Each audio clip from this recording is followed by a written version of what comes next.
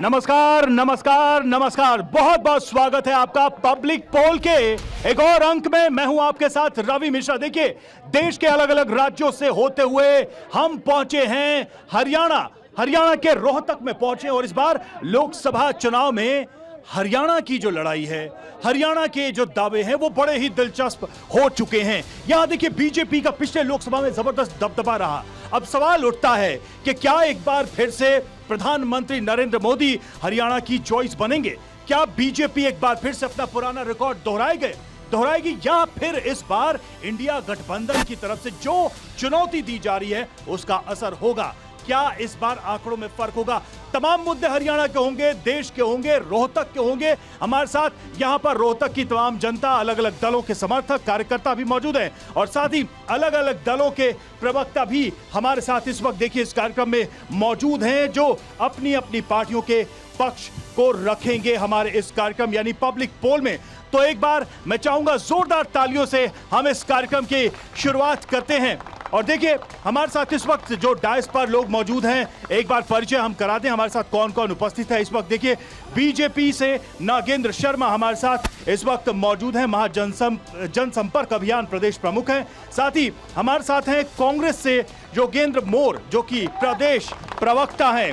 और हमारे साथ हैं जेजेपी से राजेश सैनी जी, स्वागत, पूर्व प्रत्याशी रहे हैं। साथ ही आईएनएलडी से एडवोकेट कृष्ण कौशिक हमारे साथ मौजूद हैं, प्रदेश के प्रवक्ता हैं। तो कार्यक्रम की शुरुआत करेंगे और सबसे पहला सवाल जो मेरा है वो यही है कि इस बार के लोकसभा का सबसे बड़ा मुद्दा रोहतक की लोगों की नजर में क्या है? एक एक करके पब्लिक से और फिर इसी का जवाब हम पार्टी के प्रवक्ताओं से लेंगे। बड़ा मुद्दा क्या लग रहा है इस बार हरियाणा? रोजगार सबसे बड़ा मुद्दा।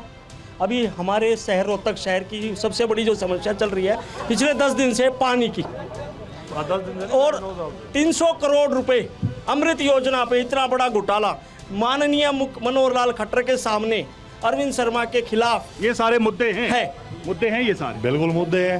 9.5 साल से हम सीवर का पानी पी रहे हैं और फैमिली आईडी कितने पोर्टल कितने से परेशान है। सुबह निकलते और शाम को अपने घर आते हैं। काम करेंगे अपने वो काम करवाएं इनसे। तो रोहतक में राष्ट्रीय मुद्दों का ज्यादा प्रभाव है, स्थानीय मुद्दों पर? स्थानीय मुद्दों पर कह रहे हैं कि ज्यादा। किसानों के 700 आदमी मर गए, कोई भी उसका वो नहीं आया नेता। भाई कोई नेता नहीं आया। आप क्या कह रहे हैं, बड़ा मुद्दा क्या है इस बार? पानी का मुद्दा है, पानी का मुद्दा है, बिजली का मुद्दा है, बिजली का मुद्दा, वो कह रहे हैं बेरोजगारी का मुद्दा। सारे मुद्दे तो हैं, सारे मुद्दे स्टैंड करते हैं। आप 5 साल में ये बताइए, 5 साल में हमारे एमपी साहब, हमारे 5 साल में एमपी साहब पूछिए कितने लोग खड़े, किन के पास मिले, क्या क्या काम किया उन्होंने। तो बजट भी अपना 50% भी यूज नहीं। शर्मा जी से शिकायत है। मेरा आदरणीय भाई बीजेपी, बड़ा मुद्दा बताइए। बता रहा हूँ ना, इन्होंने 5 साल में हरियाणा को क्या दिया? मैं तो बेरोजगारी, अच्छा, अत्याचार, किसानों को मरवाना, गुंडागर्दी, बेरोजगारी।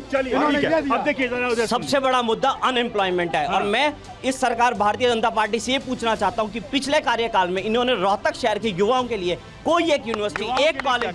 सबसे बड़ा मुद्दा आज देश में बेरोजगारी। और जो अग्निवीर लेके आए ना, हरियाणा प्रदेश के लाखों प्रैक्टिस करते थे युवा, हजारों भर्तियां होते थे। आज 4 साल में वो सड़कों में बेचारे खाली सड़कें पड़ी है और अपनी चरण सीमा पे है। चैन स्नैचिंग अपने पीछे 1 महीने से चैन स्नैचिंग हो रही है। आप बोलिए, आप बोलिए, सुना आपने?